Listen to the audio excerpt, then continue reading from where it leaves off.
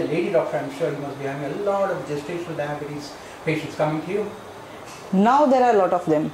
Earlier when I started my practice almost 13 years back, there were very few gestational, but perhaps it's all because of awareness also.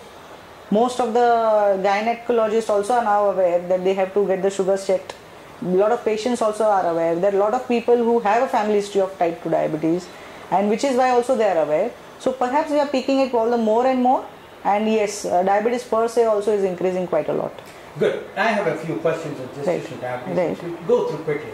Doctor, in case of gestational diabetes, is there any cutoff for age, a cutoff for age as well as weight, where you would say, okay, if you want to prevent gestational diabetes, your weight should not be more, or BMI should not be more than this, and your age should also be not beyond this for your when you get pregnant.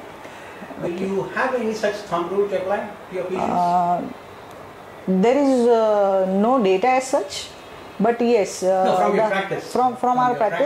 From our practice, age anywhere above 35 anyways is a little bit of problem for diabetes, and we don't BMI anywhere about 23 is not a good sign. So anyways, most of the Indians, if you go to check, most of them are above 23. But there are certain classified risk factors which we look across. So the sedentary lifestyle, higher weight, a family history of obesity, a family history of diabetes, family history of some problems in the past. There is a history of bad obstetric history, what we call, a stillbirth or an abortion earlier, and previously diagnosed, previously having seizures because of diabetes. So all these are always, anyways, risk signs, Doctor, so, if a patient, or rather if a lady who is getting pregnant does not have any of the parents or their grandparents to be diabetic, type 2 diabetic, will the chances of her getting gestational diabetes reduce? Yes. I would rather say people who have those history will have an increased chance, rather than them having a reduced chance. Oh, yes. Okay. And Doctor, how much is hereditary playing a role in gestational diabetes? Does have a role. I have a lot of people who are GDMs, what we call as gestational diabetics, and a lot of them have a positive family history for diabetes. Okay. And doctor, if a lady gets pregnant, the first pregnancy is at the age of 20-25 and the second is at 35-40, how much is the chance of getting gestational diabetes the first time, and how much is the chance in the second time? First time is hardly anything if they don't fall in the high risk group. Second time, anyways, because of the age factor, perhaps a lot of people I've seen gain weight after first pregnancy. Perhaps they don't bother too much about themselves, and perhaps that is the age also where diabetes anyways is increasing. So all those combined, perhaps the chances of them developing diabetes in the second pregnancy will be much more higher. Okay, because there is a lot of myths around it. It says that if you don't get gestational diabetes in the first pregnancy, then you may not get it in any other pregnancy. So that doesn't apply. I don't know, but practically speaking, I find a lot of people who did not have diabetes in the first pregnancy and now they are GDMs. Yes. Oh, okay.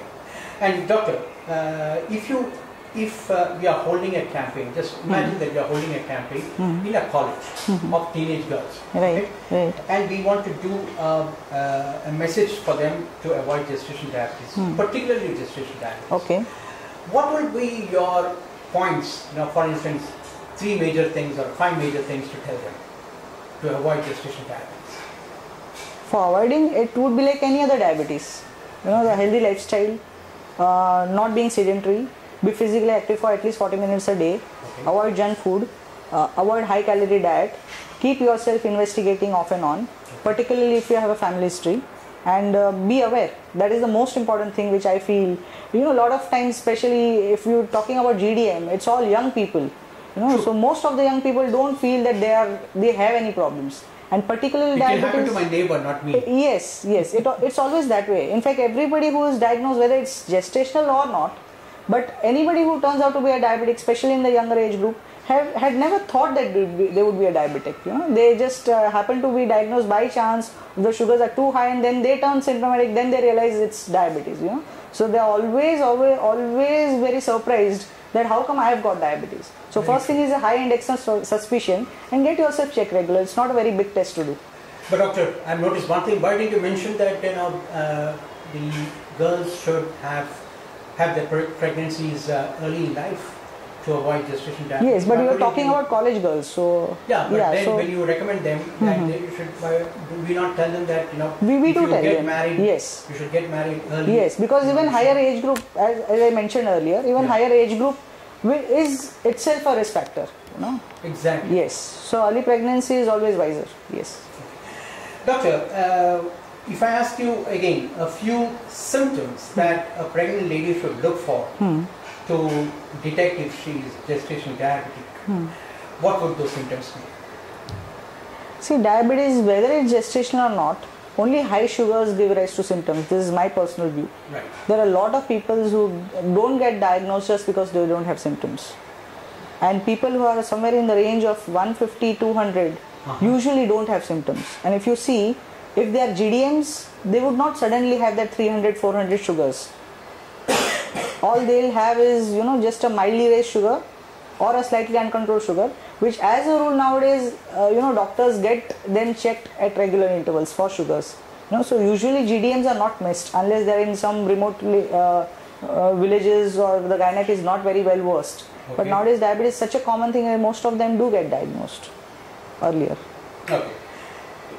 So there is no very clear symptoms. No clear symptoms, but otherwise high sugars will always give rise to a lot of dry mouth, a lot of urination, hunger, thirst, feeling tired all the time, leg pains, blurred vision, getting repeated urine infections. So all these are the classical signs of high diabetes. But per se GDMs, I don't think so.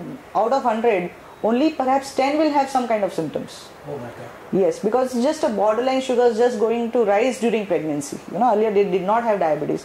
So we don't expect the pregnant mothers to have sugars at in the range of 300, 400 unless they usually had diabetes and they did not know about it. But doctor, there is also another aspect to it. Checking blood sugar has become very common these days. Yes. So don't all the gynecologists would nowadays they do. Nowadays they do. Yes. So there will be no chance that it was undetected. Which is why it's picked up more now. Okay. Yes. Doctor, now what are the chances of gestational diabetes becoming permanent diabetes? I don't have the exact statistics. No, right from your practical experience. From our practice, usually we try and actually grab the opportunity to tell them everything about diabetes during pregnancy itself. We also tell them that they run at high risk of becoming a diabetic later on. Okay. So we tell them everything about diabetes, of preventive diabetes also during gestational diabetes, but the chances are much higher than otherwise normal individuals. So we ask them to check every 6 months and we tell them all the symptoms also, and we ask them that even if they do take care, there are chances that still they may become a diabetic. So to stop the progression or delay the progression, whatever we need to be advised, we do advise. And still, even if the sugars are okay, after 6 months, we still ask them to go on checking regularly for sugars. Doctor, is there any particular diet that you recommend to avoid gestational diabetes as well as for people who are other ladies who have gestational diabetes? Because diet is a very important part of pregnancy. Right. So one thing is that you need to be nourished well. Yes. At the same time, you have to avoid a lot of things for avoiding complications of diabetes. Of course, diet is one of the most important roles. In fact, before starting anything means insulin in gestational diabetes, we always advise people to have right kind of diet, because a lot of them are treated only by diet alone, diet and exercise. But there's a myth that there is something known as a diabetic diet. I wouldn't agree with something known as diabetic diet. We never actually differentiate people with diabetes and without diabetes having some different kind of diet. It's always a healthy diet what one should follow. Something like what would that be? That would be. I'll tell you. Four simple things. Four simple things. One is no sugar or jaggery. Okay. No deep fried items. no high calorie food, okay, and don't eat too much at a time, don't remain too hungry also time, something like a no fasting no feasting kind of thing. Okay, which essentially means you need to have more number of meals so that you don't hog at one time. Small. Yes, and you don't starve also at one time. Avoid juices, avoid colas, avoid anything which is high calorie, and keep yourself fit by walking or doing any kind of physical activity daily.